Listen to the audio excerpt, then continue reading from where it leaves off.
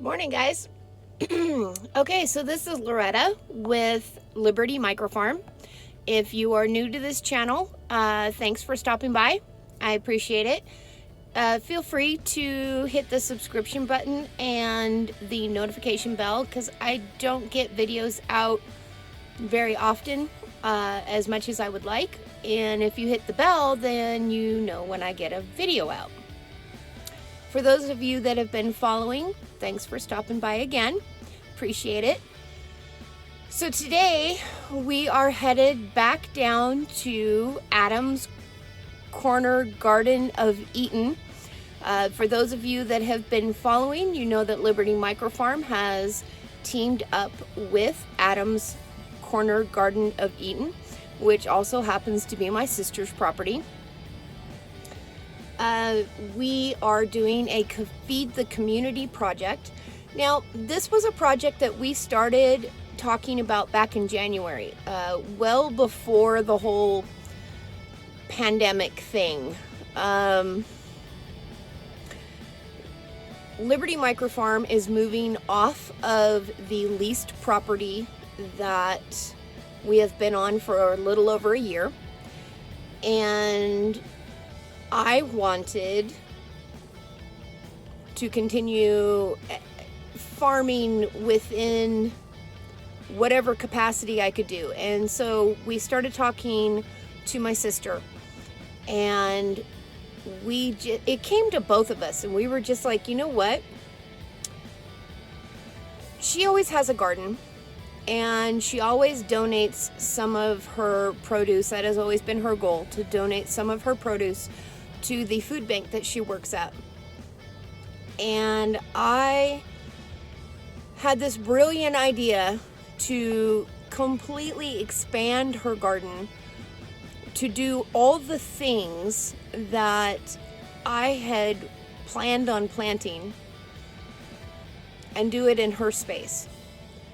This way, we could feed not only her family, but my family, and give so much more to the food bank that she works at. She is at a small food bank in Sweet Home, Oregon, and while they do get quite a bit of help, they don't get near as much as the big county food banks do. And then the pandemic hit, and shutdowns, and people losing jobs, and a much larger need, which fell right into place with what we were planning on doing anyway. So, for those of you who are new here, there you go. That is what we've been doing. I have been recording a lot of videos on everything we were doing, taking lots of pictures, and just have been so busy I've not been able to do any update videos on it. So today is the big reveal. I'll show you all that we've done. I will put photos and other videos in that I've been recording along the way, and we'll do a big walkthrough and show everything that is growing. Also want to give a shout out to those of you who have been purchasing raffle tickets. I know I didn't do a video on that, but it was really more of a local thing. We were selling raffle tickets for some patio garden containers that for anyone who wanted just a little extra garden space, or lived in apartments and couldn't have a garden, but you have a patio. So these are 25-gallon containers, and two of them, one is what we call the chicken soup garden, and the other one is the Italian garden. And anyways, those of you who have purchased raffle tickets for those, we appreciate your help. All of that money has gone toward what we are doing in this garden. We are passionate about feeding our community, and we are truly blessed that you felt the need to participate in that. So thank you for that. anyways, I am fixing to take off here and head down to my sister's property. And so come on along. I'll show you what's going on.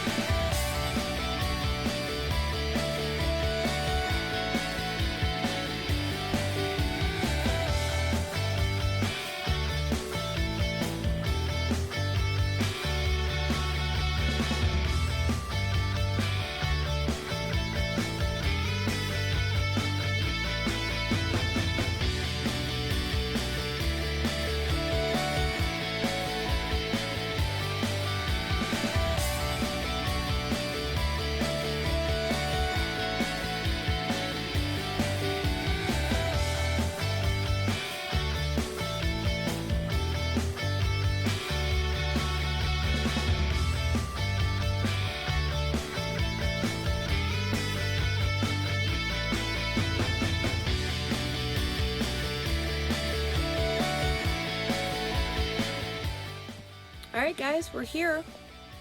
An hour-long drive, and you got to see part of it. I look forward to the day when we are actually staying down here and do not have to do the hour-long back and forth to get this garden working. So, anyways, as promised, the garden tour from start to finish begins now.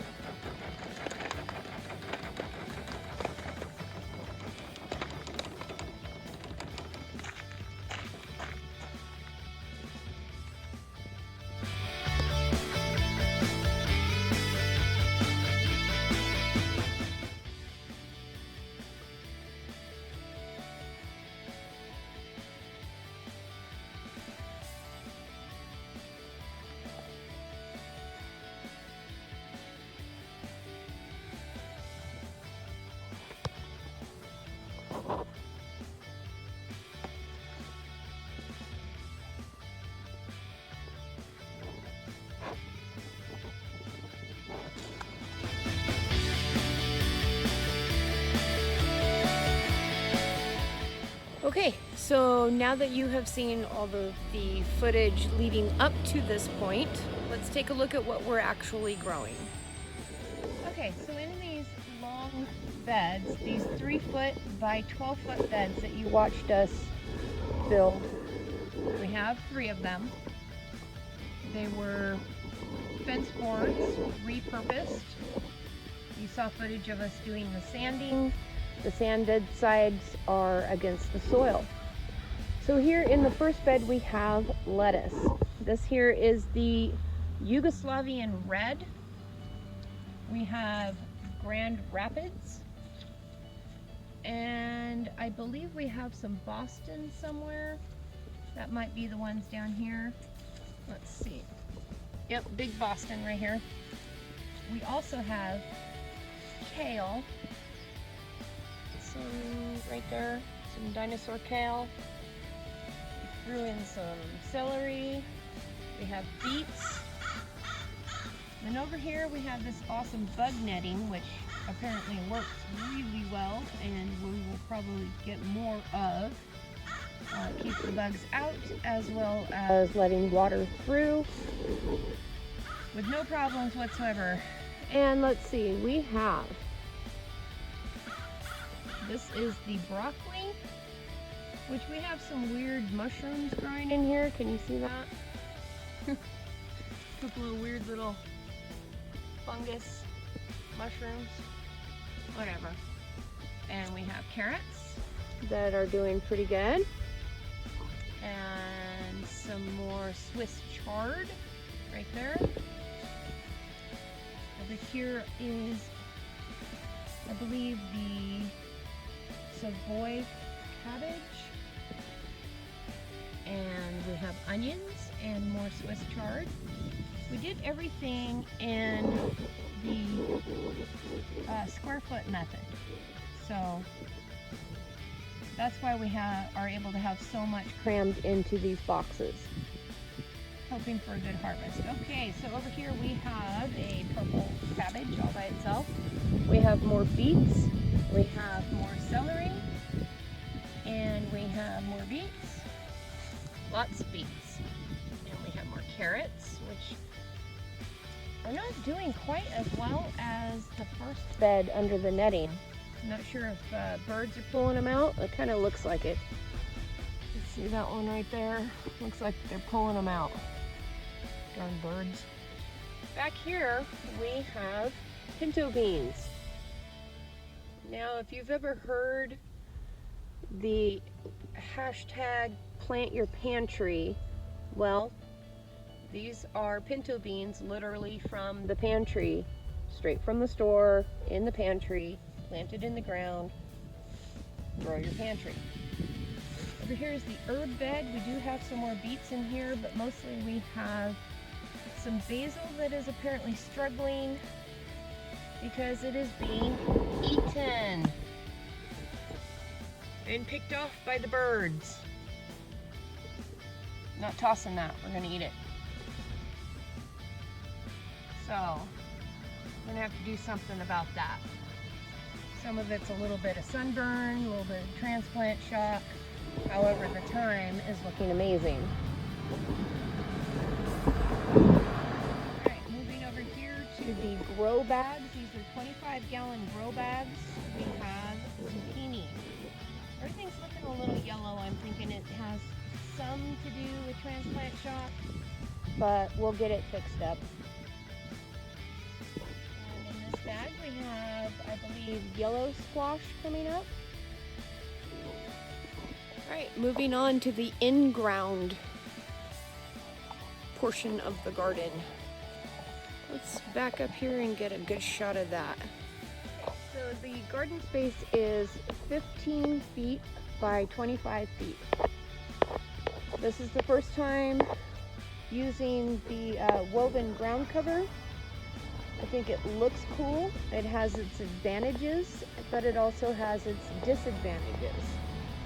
One of the things that we have noticed that because this garden is on a slight incline, rather than the fabric allowing the water to penetrate immediately, it's running down the rows. So we're having to focus water a little more, and that's not necessarily a bad thing, because that will force us to conserve water a little, rather than just putting a sprinkler on and watering the whole thing. We're watering each plant, which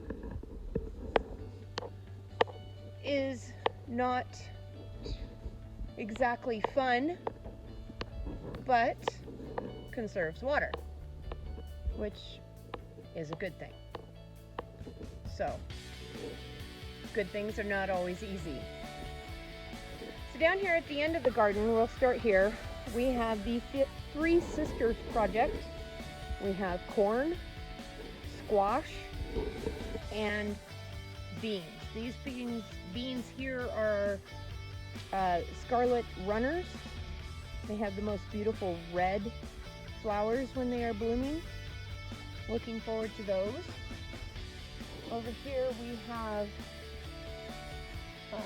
pintos planted with, and I believe the squash in all of these are sweet meat. It's a new squash for me, but apparently stores quite well. It's a good winter squash. And pinto beans and more pinto beans, and these are literally popcorn from the pantry, as well as the pinto beans from the pantry. So excited about that. We're going to move down here to the tomato plants. Now, some of them suffered a little bit of transplant shock, but some of them are coming back pretty good. It's starting to pink or green up pretty good. So we have a Bonnie Best, which is a good tomato for our area. We have Alpaca. Now, this is the second time me trying to grow these, and they're a little finicky. This droopy looking, that's not wilting. This is really a wispy looking plant, apparently. And that's just how they grow, and somehow they end up supporting very large paste tomatoes. Let's see, down here we have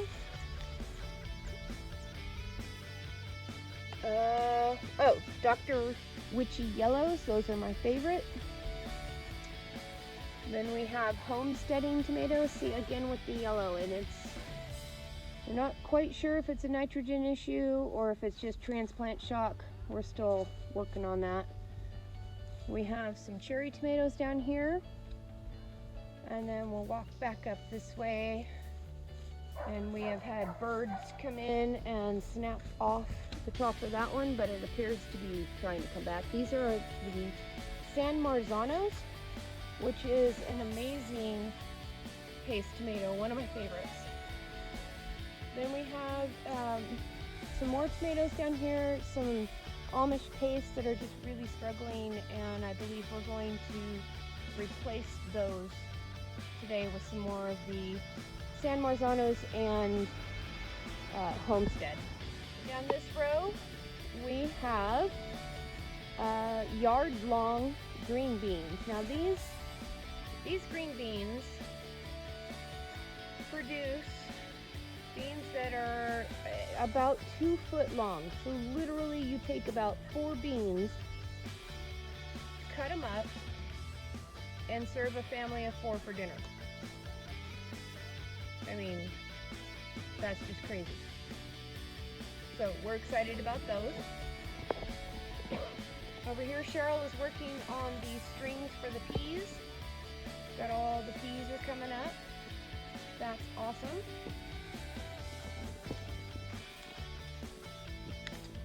We have over here, we're going to skip a row for a second. Over here, we have sunflowers, marigolds, cucumbers, dill. Is there something else in here, Sissy? Nope. No, that's it? Okay. So, all of these are companion plants.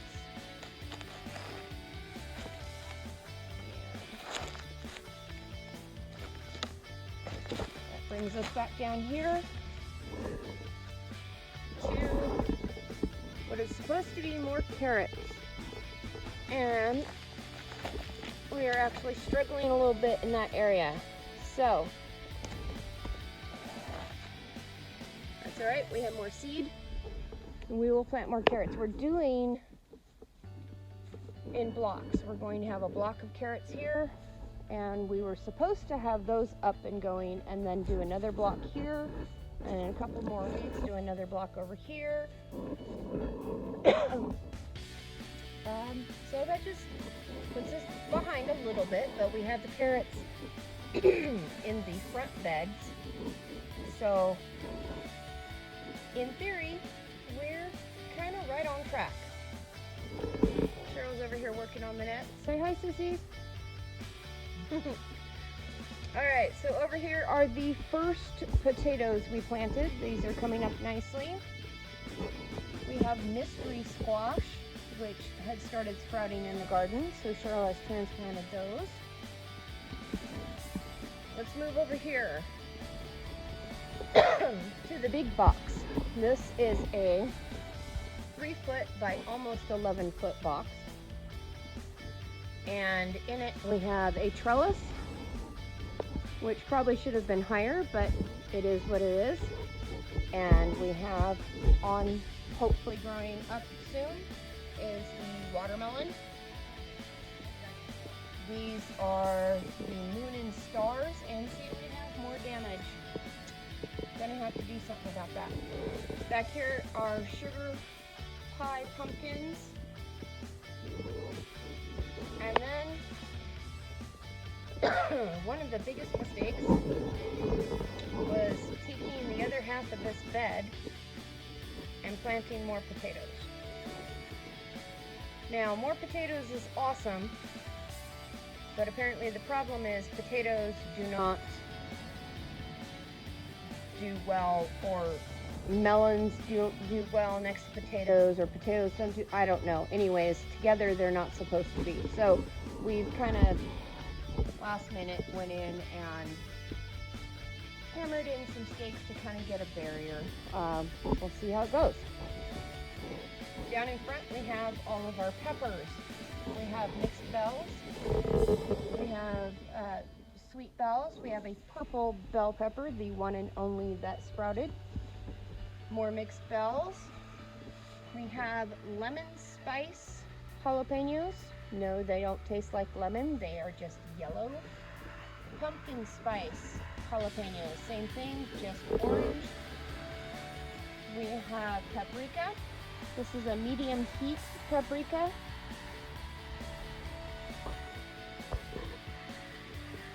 And we have Tabasco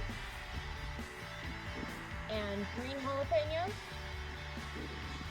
and pepperoncinis and cayenne. And then in these two boxes, we went and purchased more fence boards and built 3-foot by 6-foot beds. And in those beds, we have blue Hubbard, small blue Hubbard squash, and corn and onions. In between the beds we have sunflowers. We're going to do another archway trellis in between the beds and have the squash, give them some place to actually go. So, as of right now, we have one more row to go over, and we'll do that one in just a minute. Okay, so underneath the agrabah, we have the Swiss chard.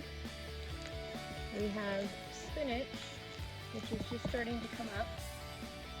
I'd like it to come up a little better than that, but it's working on it. Down here we have planted kohlrabi, and some are trying to come up, but I think the slugs are getting to them. That's a little frustrating, so we're working on that. And then we have, down here we have planted tatsoi. Now, it looks like those are being eaten as well. So if we can't get these to grow in ground, we'll do them in pots. It's not too late yet, I don't believe. and we'll have something else to plant in those spots. So that is the garden for now.